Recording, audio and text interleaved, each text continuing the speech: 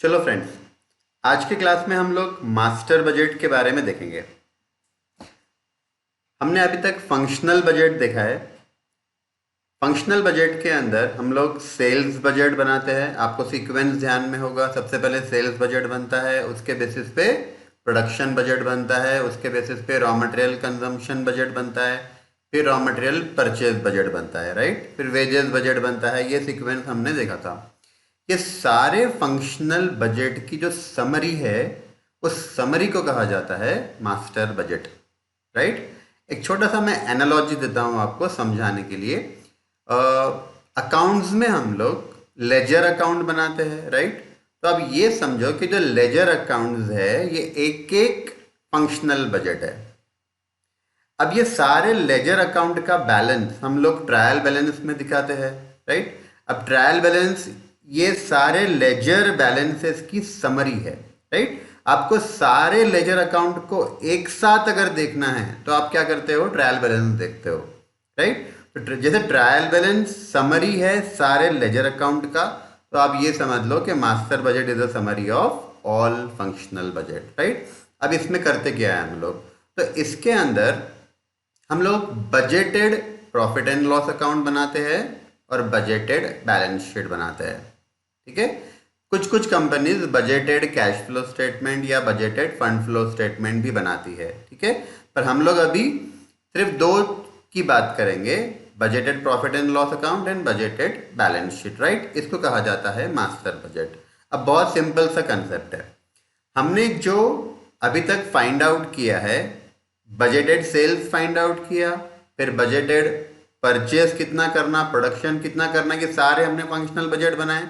यही इंफॉर्मेशन को लेकर हमको बजटेड फाइनेंशियल स्टेटमेंट्स बनाने हैं, जिसको हम बोलते हैं मास्टर बजट, राइट। तो मैं इसका आपको फॉर्मेट बताता हूँ, बहुत सिंपल है। Format of budgeted income statement, right. Coming year का हमारा प्रॉफिट एंड लॉस अकाउंट कैसे बनेगा, उसका हम बजट बना रहे हैं, राइट। तो देखो, सेल्स बताएंगे, ये सेल्स वही रहेगा जो सेल्स बजट से आएगा, ठीक है। फिर cost of goods sold less करेंगे। कॉस्ट ऑफ गुड्स सोल्ड के अंदर रॉ मटेरियल परचेज होगा जो परचेज बजट से आएगा, ठीक है। फिर इसके अंदर वेजेस होगा जो वेजेस बजट से आएगा, राइट। फिर ये सीए माइनस करने के बाद ग्रॉस प्रॉफिट आ जाएगा। फिर selling and distribution expenses selling and distribution budget से आएगा, ये भी एक फंक्शनल बजट है, ठीक है। एडमिनिस्ट्रेटिव एक्सपेंसेस बजट से आएगा, अगेन ये भी एक फंक्शनल बजट है, right. Profit before interest and tax मिल जाएगा, पीबीआईटी। इसमें से हम इंटरेस्ट लेस करेंगे, लोन डिबेंचर का इंटरेस्ट, हमको मिल जाएगा प्रॉफिट बिफोर टैक्स, राइट। इसको पीबीटी भी कहा जाता है प्यार से, है ना। और इसको हम पीबीआईटी बोलते हैं, profit before interest and tax, PBIT. इसको पीबीटी बोलेंगे। इसमें से टैक्स लेस होगा और हमको प्रॉफिट आफ्टर टैक्स मिल जाएगा, राइट। हमको याद रखना है जो टैक्स कैलकुलेट होगा वो पीबीटी पे कैलकुलेट होगा। मान लो आपको 40% टैक्स रेट दिया हुआ है, तो पीबीटी का आप 40% ले लेना, टैक्स आ जाएगा। टैक्स माइनस करेंगे तो पैट आ जाएगा, राइट। अब पैट क्या है, PAT is nothing but net profit, ठीक है। एक बार नेट प्रॉफिट आ गया, उसके बाद हम लोग बैलेंस शीट बनाएंगे। ये भी बजटेड बैलेंस शीट है जो हम लोग बिगिनिंग ऑफ द ईयर में बना रहे हैं, राइट। बजट पीरियड के स्टार्टिंग में बना रहे हैं। अब बैलेंस शीट के अंदर लाइबिलिटी होती है, एसेट्स होते हैं ना। तो देखो, हमने लाइबिलिटीज बनाई हैं, राइट। ये हम लोग टी फॉर्मेट में नहीं बना रहे, ये हम लोग स्टेटमेंट फॉर्मेट में बना रहे हैं, ठीक है। तो पहले हमने लाइबिलिटीज बताई है और फिर हम लोग एसेट्स बताएंगे, राइट। तो देखो, budgeted share capital and liabilities, ठीक है। तो इसके अंदर हमने share holder fund, non current liability और करंट लाइबिलिटी, राइट। ऐसे तीन हेड्स बनाए हैं जो 1 to 3 है, और उसके अंदर जो ए और बी है ये सब हेड्स है, राइट। तो शेयर होल्डर फंड जो हेड है उसके अंदर दो सब हेड हम बना रहे हैं, share capital, reserve and surplus, right. अभी आपको एक चीज ध्यान में रखना है कि ये जो फॉर्मेट हम देख रहे हैं ये कोई कोई स्टैंडर्ड से नहीं आया, कोई अकाउंटिंग स्टैंडर्ड से ये फॉर्मेट नहीं आया हुआ है। ये फॉर्मेट एक इलस्ट्रेटिव फॉर्मेट है, ठीक है। इसके अलावा दूसरा तरीके का फॉर्मेट भी हो सकता है। आपको अगर नॉर्मल जैसा आपने 11th-12th में बनाया था, लेफ्ट हैंड साइड में लाइबिलिटी, राइट हैंड साइड में असेट्स, अगर वैसे बनाना है तो वैसे भी बना सकते हैं, राइट। ये जस्ट एन एग्जाम्पल है। तो शेयर होल्डर्स फंड, उसके अंदर हम शेयर कैपिटल बताएंगे और रिजर्व एंड सरप्लस बताएंगे, राइट। अब शेयर कैपिटल के अंदर ये वाला अमाउंट कैसे आएगा? तो शेयर कैपिटल का जो प्रीवियस ईयर का क्लोजिंग बैलेंस होगा वो हमारा इस ईयर का ओपनिंग बन जाएगा, प्लस अगर आप कमिंग ईयर में अगर कुछ नए शेयर इशू करने वाले हो तो वो उसमें ऐड कर लो, तो आपको क्लोजिंग मिल जाएगा। और अगर नए शेयर इशू नहीं करने वाले हैं तो आप जो ओपनिंग बैलेंस है वही यहाँ पे कॉपी कर लो, क्योंकि ओपनिंग ही अपना क्लोजिंग बन जाएगा। रिजर्व एंड सरप्लस, इसमें हमारे सारे रिजर्व्स होते हैं और हमारा प्रॉफिट एंड लॉस अकाउंट का बैलेंस होता है, ठीक है। ये सरप्लस को कहा जाता है profit and loss account balance, right. तो इसमें हम लोग ओपनिंग जैसा रिजर्व तो सारे ले लेंगे ओपनिंग वाले, और कुछ नया आप ट्रांसफर करने वाले हो तो वो उसमें ऐड कर देना। सरप्लस यानी प्रॉफिट एंड लॉस अकाउंट का बैलेंस, इसमें आप ओपनिंग बैलेंस ले लेना और उसमें जो करंट ईयर में ये प्रॉफिट आया था पैट वो ऐड कर लिया, तो आपको सरप्लस वाला फिगर मिल जाएगा। उसके बाद number 2 non current liability. Non current liability में हम लॉन्ग टर्म लोन्स या डिबेंचर बताते हैं, ठीक है। इसको भी आप ऐसे ही करना, ओपनिंग बैलेंस ले लेना, ये आपको प्रीवियस ईयर की बैलेंस शीट से मिल जाएगा। और कमिंग ईयर में आप अगर नया लोन लेने वाले हो या नए डिबेंचर इशू करने वाले हो तो वो ऐड कर लो, राइट। तो आपको क्लोजिंग मिल जाएगा, यानी opening plus new issue of debenture, ये क्लोजिंग वाला फिगर हमको मिल जाएगा। और नया इशू नहीं करने वाले हैं तो फिर ओपनिंग वाला फिगर ही हमारा क्लोजिंग फिगर बन जाएगा। फिर करंट लाइबिलिटीज हमारा थर्ड मेन हेड है। इसके अंदर हमने दो सब हेड बनाए हैं, क्रेडिटर्स, राइट, और आउटस्टैंडिंग एक्सपेंसेस। यहाँ पर भी ऐसे ही opening balance plus coming year में आप जो नया क्रेडिट परचेस करने वाले हो उससे जो क्रेडिटर्स क्रिएट हुएंगे वो भी आप ऐड कर लेना, यानी opening plus new creditors, right. और सिमिलरली आउटस्टैंडिंग एक्सपेंसेस। तो ये हमारी लाइबिलिटी खत्म हो गई, बजटेड लाइबिलिटी। अब बजटेड असेट्स हम बता रहे हैं। इसमें हमने दो मेन हेड्स बनाए हैं, जैसे यहाँ पे हमने लाइबिलिटी में 3 मेन हेड्स बनाए थे ना, 1 2 3, यहाँ पे हम 2 मेन हेड्स बना रहे हैं, नॉन करंट असेट और current asset. Non current assets के अंदर फ्रेंड्स फिक्स असेट्स आएगा, ये फिक्स असेट सब हेड है। इसके अंदर आप टेंजिबल इंटेंजिबल दोनों फिक्स असेट दिखा देना, राइट। अब इसको भी हम कैसा कर सकते हैं, मान लो कि मशीनरी है मेरे पास, तो टेंजिबल में दिखाएंगे तो उसका ओपनिंग बैलेंस आप ले लेना प्रीवियस ईयर की बैलेंस शीट से, और कमिंग ईयर में अगर आप नई मशीनरी परचेस करने वाले हो तो वह ऐड कर दो, और अगर आप ओल्ड मशीनरी सेल करने वाले हो तो लेस कर दो, राइट। तो हमको क्लोजिंग बैलेंस मिल जाएगा। इन्वेस्टमेंट ओपनिंग बैलेंस प्लस नया इन्वेस्टमेंट करने वाले हैं तो वो ऐड कर लेना, और अगर आप पुराना इन्वेस्टमेंट सेल करने वाले हो तो माइनस कर देना, तो क्लोजिंग मिल जाएगा। Similarly current assets main head है, उसके अंदर इन्वेंट्री हम बता रहे हैं, इन्वेंट्री में सारे क्लोजिंग स्टॉक आएंगे, closing stock of raw material, work in progress, finish good, right. फिर ट्रेड रिसीवेबल मतलब डेप्टर्स आएगा, इसके अंदर डेप्टर्स आएगा और बिल्स रिसीवेबल आएगा, राइट। फिर जो कैश हमारे पास रहने वाला है वो आएगा, कैश हमको कैश बजट से मिल जाएगा, right. Again cash budget is also a functional budget. तो इस तरीके से हमारी बैलेंस शीट बनती है, राइट। तो हम लोग मास्टर बजट के अंदर बजटेड इनकम स्टेटमेंट यानी प्रॉफिट एंड लॉस अकाउंट और बजटेड बैलेंस शीट बनाते हैं, राइट। एक छोटा सा एग्जाम्पल देखेंगे तो आपको और अच्छे से समझ में आ जाएगा।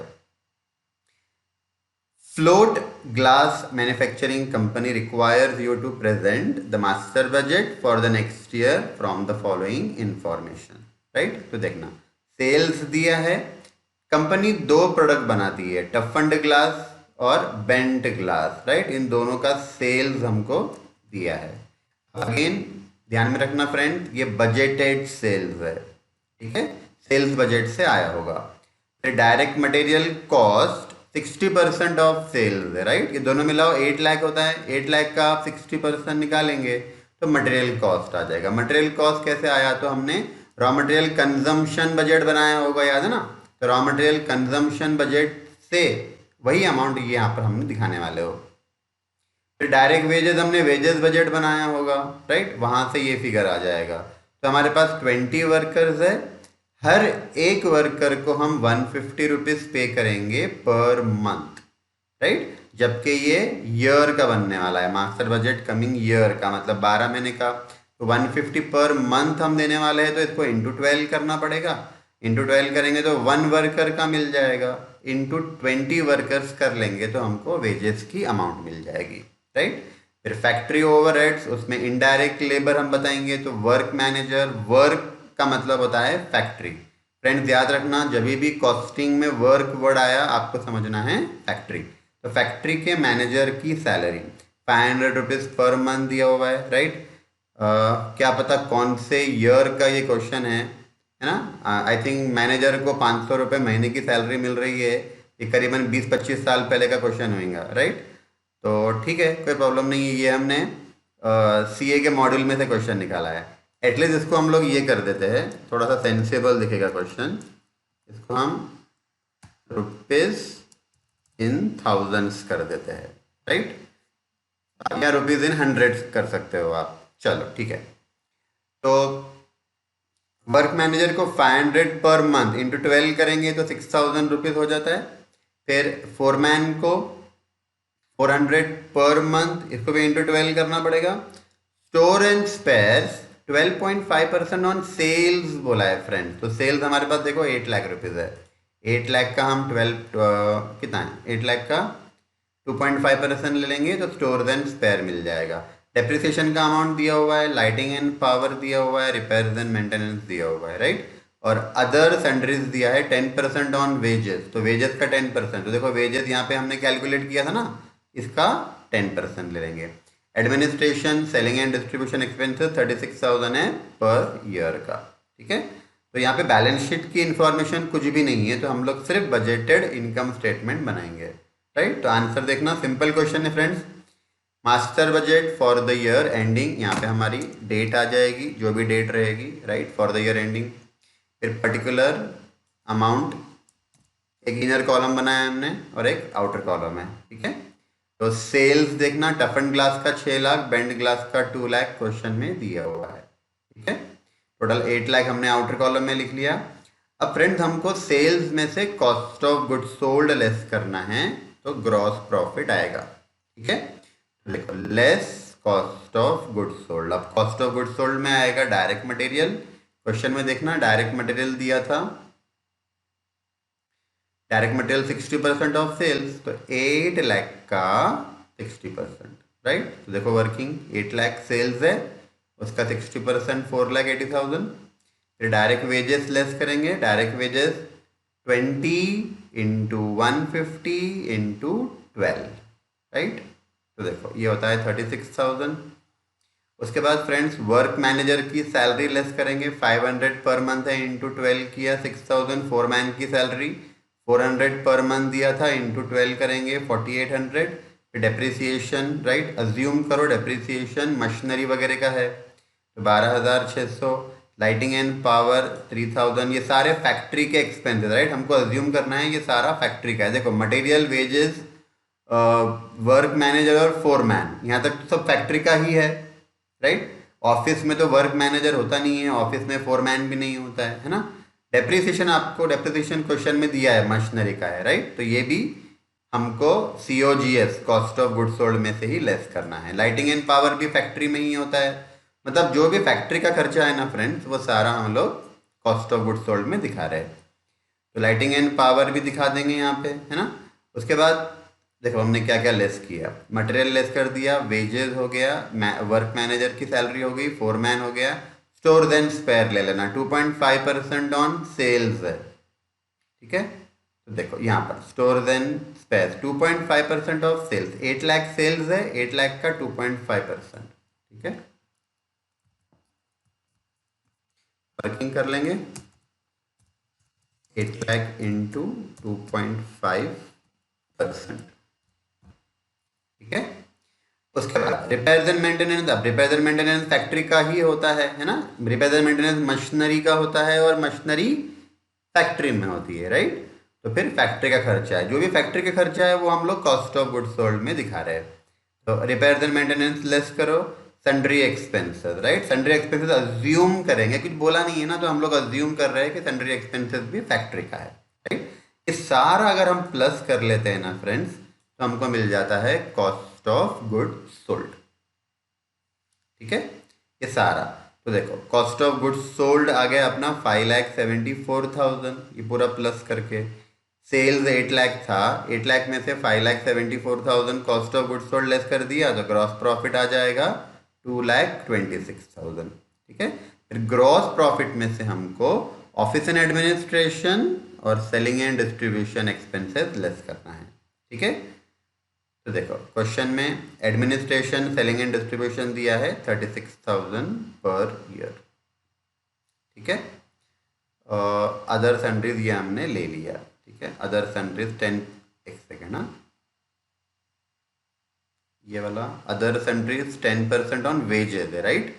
तो वेजेस अपना 36,000 आया था, 36,000 का 10% लिया हमने। तो वर्किंग कर लेते हैं ब्रैकेट में,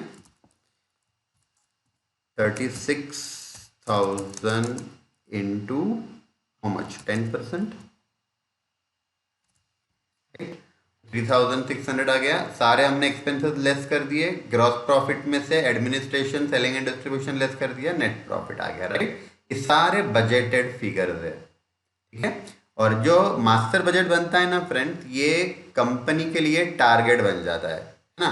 कंपनी को ये सारा टारगेट अचीव करना है, this is targeted net profit. अब कंपनी को अगर टारगेट नेट प्रॉफिट अचीव करना है कमिंग ईयर में, तो फिर ऑब्वियसली इतना सेल्स करना पड़ेगा और खर्चे भी इतने ही करने पड़ेंगे। इससे कम करेंगे तो और भी बेटर है, सेल्स इससे ज़्यादा होता है तो और भी बेटर है, राइट। मिनिमम इतना प्रॉफिट हमको कमाना है, ठीक है। तो this is our master budget, I hope you understood, ठीक है। Thank you and take care.